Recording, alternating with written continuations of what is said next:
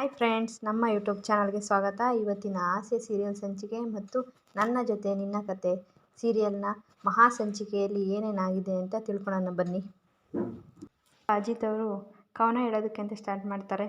ಬಿಡಿಸಿ ಬಿಡು ಸಾಕು ಅದರದೇ ಅಂಟಿರುವ ಹದರಗಳ, ಬಿಸಾಡು ಬಿಡು ಸಾಕು ಅದರಲ್ಲಿ ಬಚ್ಚಿಟ್ಟುಕೊಂಡಿರುವ ಮಾತುಗಳು, ಏಕೆ ಗೆಳತಿ ಹೇಳು, ಸಾಕು ಸಾಕು ಎನಿಸುವ ಈ ಮೌನ, ಬಿಟ್ಟು ಹೋಗುವ ಮುನ್ನ ಹೇಳಿ ಹೋಗು ಕಾರಣ. ಎಷ್ಟು ಚೆನ್ನಾಗಿದೆ ಅಲ್ವಾ ಭೂಮಿ ಅಂತ ಕೇಳ್ತಾ ಇರ್ತಾರೆ. ಆಗ ಭೂಮಿಯವರು ಹೇಳ್ತಾರೆ, ಆಗ ಅಜಿತ್ ಅವರು ಭೂಮಿಗೆ ಹೇಳ್ತಾರೆ, ಪೋಸ್ಟ್ ಆಫೀಸ್ ನೋಡಿದೀಯಾ ಭೂಮಿ ಅಂತ ಕೇಳ್ತಾರೆ. ಕೆಂಪು ಡಬ್ಬ ತುಂಬ ದೊಡ್ಡದಾಗಿರುತ್ತಲ್ಲ, ಬಾಯಿ ಮಾತ್ರ ತುಂಬ ಚಿಕ್ಕದಾಗಿರುತ್ತೆ. ಅದೇ ರೀತಿ ಅದರಲ್ಲಿರುವ ವಿಷಯಗಳು ತುಂಬ ದೊಡ್ಡವು ಅಂತ ಹೇಳ್ತಾ ಇರ್ತಾರೆ. ಸದ್ಯಕ್ಕೆ ನನ್ನ ಪರಿಸ್ಥಿತಿನೂ ಇದೇ ರೀತಿ ಇದೆ. ಆಗ ಭೂಮಿಯವರು ಯಾಕೆ ಸಾಹೇಬ್ರೆ ಏನಾಯಿತು ಅಂತ ಕೇಳ್ತಾರೆ. ಆಗ ಅಜಿತ್ ಅವರು ತುಂಬಾ ಇದೆ ಹೇಳೋದು.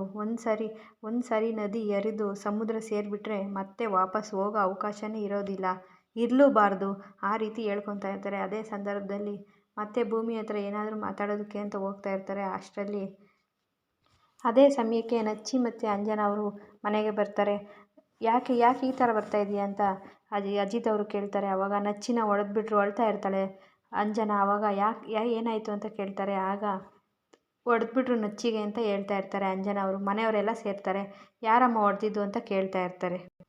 ನಚ್ಚಿಯವ್ರನ್ನ ಹೊಡೆದಿರೋದು ನೋಡ್ಬಿಟ್ಟು ಅವ್ರ ಅಮ್ಮನೂ ತುಂಬ ಅಳ್ತಾ ಇರ್ತಾರೆ. ಯಾರು ನನ್ನ ಮಗನ ಹೊಡೆದಿದ್ದು ಇಷ್ಟೊಂದು ಅಂತ ಕೇಳ್ತಾ ಇರ್ತಾರೆ. ಅಜಿತ್ ಅವರು ಆಗ ಹೇಳ್ತಾರೆ, ಯಾರು ಅಂಜನಾ ಹೇಳು, ಎಲ್ಲೋಗಿದ್ರಿ ನೀವು ಅಂತ ಕೇಳ್ತಾರೆ. ಆವಾಗ ಅಂಜನಾ ಹೇಳ್ತಾರೆ, ನಾವು ಊರು ಸುತ್ತೋಣ ಅಂತ ಹೇಳ್ಬಿಟ್ಟು ಹೋಗಿದ್ವಿ ಹೊರಗಡೆ, ಹೊಲ್ದ ಹತ್ರ ಯಾರೋ ನಮ್ಮನ್ನು ಹೊಡೆದ್ಬಿಟ್ರು ಅಂತ ಹೇಳ್ತಾ ಇರ್ತಾರೆ. ಅಂಜನಾನ ಮನೆಯವರೆಲ್ಲ ಕೇಳ್ತಾ ಇರ್ತಾರೆ, ಯಾರು ಹೊಡೆದಿದ್ದು, ಹೊಲ್ದ ಹತ್ರ ಹೋಗಿದ ತಕ್ಷಣ ಏನು ಹೊಡಿತಾರೆ, ನಮ್ಮ ಹೊಲ್ದ ಹತ್ರ ಹೊಡೆಯೋಷ್ಟು ಸಂಕಟ ಏನಿದೆ ಅವ್ರಿಗೆ ಅಂತ ಕೇಳ್ತಾ ಇರ್ತಾರೆ. ಎಲ್ಲರೂ ಅವ್ರ ತಾಯಿನೂ ಕೇಳ್ತಾರೆ, ಅವ್ರ ತಂದೆನೂ ಕೇಳ್ತಾರೆ. ಎಲ್ಲರೂ ನಚ್ಚಿಗೆ ಏನಾಯಿತು ಈ ರೀತಿ, ಯಾಕೆ ಹೊಡೆದ್ರು, ಹೊಲ್ದ ಹತ್ರ ಹೋಗಿದ ತಕ್ಷಣ ಏನು ಕಾರಣಕ್ಕೆ ಹೊಡೆದ್ರು ಅಂತ ಎಲ್ಲ ಕೇಳ್ತಾ ಇರ್ತಾರೆ. ಆಗ ಅಂಜನಾ ಅವ್ರು ಹೇಳ್ತಾರೆ, ಹೊಲ್ದ ಹತ್ರ ಇರೋ ಒಬ್ಬ ರೌಡಿ ಹುಲಿಯಾ ಅಂತ ಹೇಳ್ಬಿಟ್ಟು ಹೊಡೆದ್ರು ನಮಗೆ ಅಂತ ಹೇಳ್ತಾರೆ. ಅದೇ ಸಮಯಕ್ಕೆ ಸೂರ್ಯ ಅವರು ಸ್ಟಾರ್ಟ್ ಮಾಡ್ತಾರೆ. ಅಜ್ಜಿ ಮನೆಯಲ್ಲಿ ಕೆಲಸ ಮಾಡ್ಕೊಂಡಿರ್ತಾರಲ್ಲ ಅಣ್ಣಮ್ಮ, ಅವ್ರನ್ನ ಕೇಳೋಕ್ಕೆ ಸ್ಟಾರ್ಟ್ ಮಾಡ್ತಾರೆ. ಅವ್ರನ್ನ ಹೇಳ್ತಾರೆ, ಯಾರು ಅಣ್ಣಮ್ಮ ಇವರು, ಹುಲಿಯಾ ಅಂತಂದರೆ ಯಾರು ಗೊತ್ತಾ ನಿಮಗೆ ಅಂತ ಹೇಳ್ತಾರೆ. ಅವರು ಹೇಳೋದಕ್ಕೆ ತಡವರಿಸ್ತಾ ಇರ್ತಾರೆ. ಆಮೇಲೆ ಹೌದು ಗೊತ್ತು ಅಂತ ಹೇಳ್ತಾ ಇರ್ತಾರೆ. ಆಗ ಅದೇ ಸಂದರ್ಭದಲ್ಲಿ ಅಜ್ಜಿ ಕೂಡ ಹೆದರ್ಕೊಂಡು, ಬೇಡ ಅಣ್ಣಮ್ಮ ಹೇಳೋಕ್ಕೆ ಹೋಗ್ಬೇಡ ಅಂತ ಹೆದರ್ತಾ ಇರ್ತಾರೆ.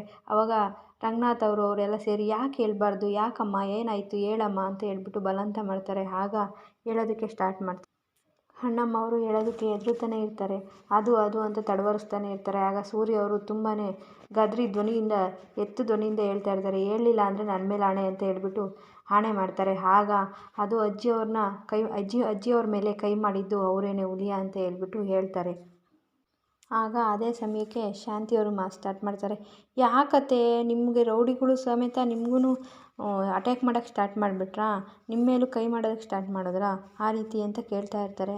ಆಗ ನೀವು ಅವ್ರಿಗೆ ಜಂಬ ತೋರಿಸೋದಕ್ಕೆ ಸ್ಟಾರ್ಟ್ ಮಾಡಿದ್ರೆ ಅದಕ್ಕೆ ನಿಮ್ಮ ಮೇಲೆ ಕೈ ಮಾಡಿರ್ತಾರೆ ಹೇಳಿ ಅಂತ ಹೇಳ್ತಾ ಇರ್ತಾರೆ. ಆಗ ರಂಗನಾಥ್ ಅವರು ಶಾಂತಿ ಅಂತ ತುಂಬಾ ಜೋರಾಗಿ ಕೂಗೋಕ್ಕೆ ಸ್ಟಾರ್ಟ್ ಮಾಡ್ತಾರೆ. ಆಗ ರಂಗನಾಥ್ ಅವರು ಶಾಂತಿಯವ್ರಿಗೆ ಹೇಳ್ತಾರೆ, ಮುಚ್ಚು ಬಾಯಿ, ಸುಮ್ಮನೆ ನಿಂತ್ಕೋ ಅಂತ ಹೇಳ್ತಾರೆ. ಆಗ ಮೀನಾ ಅವರು, ಯಾರಜ್ಜಿ ಆ ಹುಲಿಯಾ ಅಂತ ಕೇಳ್ತಾರೆ. ಇದೇ ಊರವನೇ ಹುಲಿಯಾ, ಅವನು 2 ವರ್ಷದ ತುಂಬ ಜೈಲಿಗೆ ಹೋಗಿ ತುಂಬ ಕಳ್ತನ ಕೊಲೆಗಳು ಮಾಡಿಬಿಟ್ಟು ಜೈಲಿಗೆ ಹೋಗಿದ್ದ, ಹಂಗಾಗಿ ಈಗ ರಿಲೀಸ್ ಆಗಿ ಹೊರಗಡೆ ಬಂದಿದ್ದಾನೆ ಅಂತ ಹೇಳ್ತಾ ಇರ್ತೈತೆ ಅಜ್ಜಿ.